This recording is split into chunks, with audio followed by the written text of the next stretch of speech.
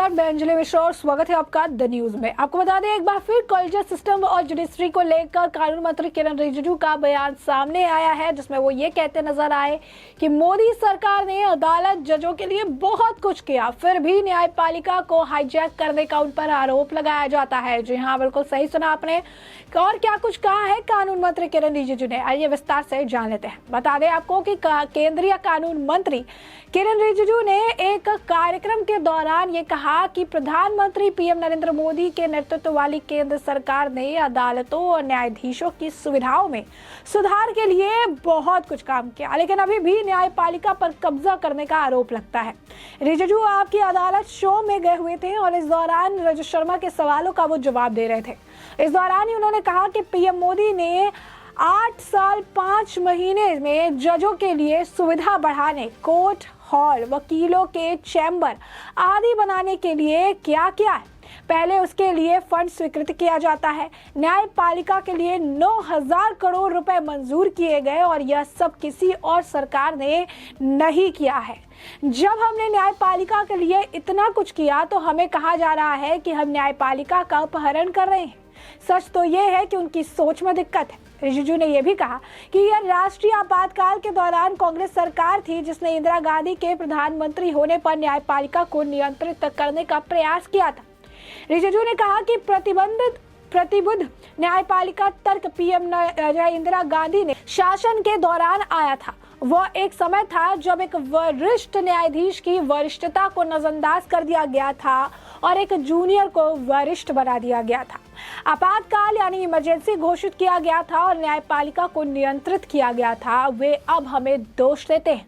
कानून मंत्री ने यह भी कहा कि सुप्रीम कोर्ट के कॉलेजियम को जजशिप के लिए अनुशासित उम्मीदवारों के बारे में खुफिया एजेंसी द्वारा दी गई गोपनीय जानकारी का खुलासा नहीं करना चाहिए था। जी हाँ, बिल्कुल सही सुना आपने। रिजिजू इस दौरान ये भी कहते नजर आए तो कॉलेजियम ने हाल ही में सुप्रीम कोर्ट की वेबसाइट पर इंटेलिजेंस ब्यूरो यानी आईबी और रिसर्च एंड एनालिसिस विंग आर द्वारा बताए गए बयानों को प्रकाशित किया था। क्यों सरकार जजशिप के लिए कुछ व्यक्तियों की उम्मीदवारी का विरोध कर रही थी। कॉलेजियम ने अपने प्रस्तावों में सरकार द्वारा बताए गए कारणों पर विस्तृत प्रतिक्रिया भी दी थी। शर्मा ने कहा कि न्यायाधीशों ने इसे सार्वजनिक कर दिया है। न्यायाधीशों का कहना है कि यह पारदर्शिता के लिए है।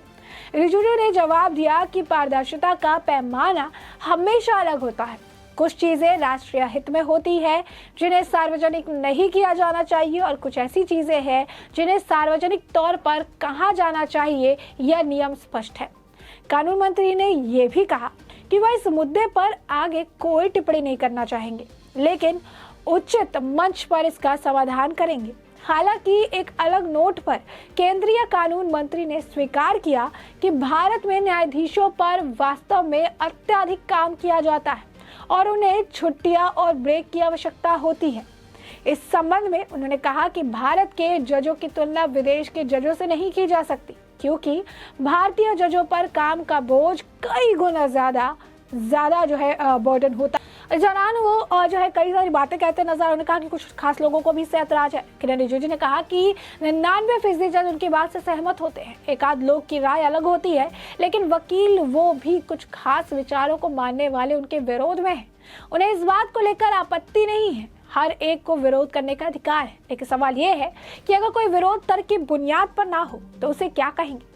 दरअसल लोगों को आपत्ति इस बात की है कि एक ऐसा शख्स कानून मंत्री बना है जो नया है। अब अगर वो नए हैं तो बात भी नए तरीके से रखते हैं और यही उनकी परेशानी बनती है। रिजिजू ने कहा कि वो न्यायपालिका पर नियंत्रण की बात नहीं करते।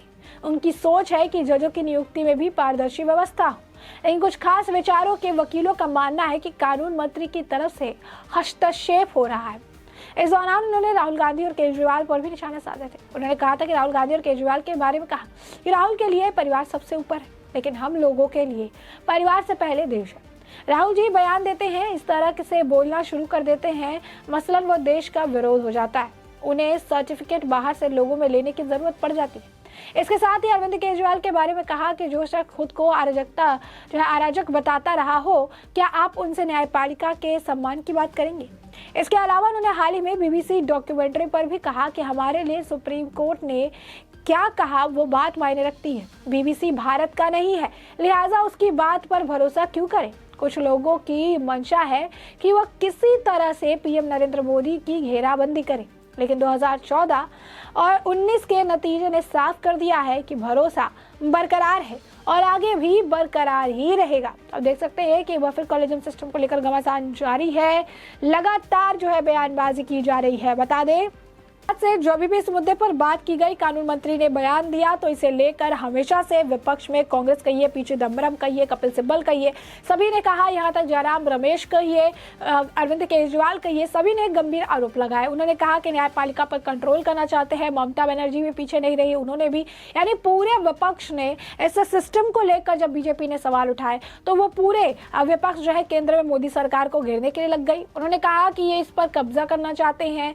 ये इसको हथियाना चाहते हैं, इस पर अपना जो है हक जताना चाहते हैं और उस पर जो है हमेशा से उसको हाईजैक करने का ये आरोप लगाने लगे। और हमेशा कानून मंत्री यही कह रहे थे, सुप्रीम कोर्ट सर्वोच्च है, सुप्रीम कोर्ट जो है सबसे ऊपर है, सुप्रीम कोर्ट की बातें हम भी मानते हैं, हम बस ये चाहते हैं बस जजों की नियुक्ति में पारदर्शिता हो, बाकी कोई तकलीफ नहीं है। लेकिन इसको विपक्ष ने ऐसे तरीके से पेश किया जैसे मोदी सरकार जो है वो न्यायपालिका को हाईजैक करना चाहती है, लेकिन ऐसा कुछ भी नहीं है। उन्होंने बताया कि काफी सारा काम जो है इन 8.5 सालों में मोदी सरकार द्वारा न्यायपालिका के लिए, जजों के लिए, वकीलों के लिए किया गया है और ऐसे में इस तरीके के जब आरोप लगाए जाते हैं सिर्फ और सिर्फ सुर्खियों में बने रहने के लिए, और ये पूरी तरीके से बेबुनियादी और गलत होते हैं। तो आपको बता दें कि कानून मंत्री ने शुरुआत से इस पर बयानबाजी की थी, उसके बाद एक के बाद एक कई सारे लोग जो है सिस्टम पर बात करते नजर आए थे। कई सारे लोगों ने सिस्टम को लेकर जो अपनी टिप्पणी भी की थी और एक बार फिर कानून मंत्री का ये बयान आया है जिसमें उन्होंने न्यायपालिका और पीएम मोदी को लेकर बात कही। साफ तौर पर उन्होंने कहा कि पीएम मोदी ने काफी कुछ किया है, फिर भी न्यायपालिका को हाईजैक करने का उन पर आरोप लगाया जाता है जो सरासर गलत है। उन्होंने उपलब्धियां गिनाई कि क्या कुछ काम जो है किया जाता है, क्या कुछ काम अभी दिन 8.5 सालों में, 8 साल 5 महीनों में जो है किया गया है। 9,000 करोड़ का जो बजट है वो भी निकाला गया ताकि जो सुविधाएं हैं, सारी चीजें हैं जरूरत की, वो उपलब्ध कराई जा सके। तो कानून मंत्री स्पष्ट तौर पर ये कहते हुए नजर आए। उन्होंने साफ तौर पर बताया जिस तरीके से विपक्ष हमलावर हो जाती है, कई सारे मुद्दे उठाने लगती है, चीजें कहने लगती है, लेकिन इतना कुछ काम किया है लेकिन फिर भी ये कब्जे का आरोप लगाती रहती है। उन्होंने साफ तौर पर यह भी कहा, सवाल जो थे उन पे कई सारे उन्होंने जवाब दिए। उन्होंने कहा कि जजों की सुविधा बढ़ाने के लिए कोर्ट हॉल, वकीलों के चैम्बर सब कुछ बनवा कर दिए गए और इससे पहले फंड स्वीकृति भी दिया गया। न्यायपालिका के लिए 9,000 करोड़ रुपए की मंजूर भी किए गए और ये सब किसी और सरकार के दौरान किया ही नहीं गया। तो फिर मोदी सरकार पर इतने आरोप क्यों लगाए जाते हैं। उन्हें कांग्रेस काल सरकार के दौरान की भी बात कही। उन्होंने बताया किस तरीके से इंदिरा गांधी ने इमरजेंसी के दौरान एक वरिष्ठ जो है न्यायाधीश की उन्होंने इतना ध्यान नहीं रखा, एक जूनियर को वरिष्ठ बता दिया, इमरजेंसी लागू कर दिया और इस दौरान काफी हेरफेर देखने के लिए मिला। उन्हें एक बार फिर इसका जिक्र करते हुए नजर आए। ऐसे में हमने आपको ये पूरा मामला बड़े विस्तार से बताया है कि पूरा मामला क्या है, क्या कुछ कानून मंत्री किरण रिजिजू कहते हुए नजर आए और अब इस पूरे मामले पर आपकी भी जो राय हो हमें कमेंट सेक्शन में कमेंट करके जरूर साझा करें। धन्यवाद।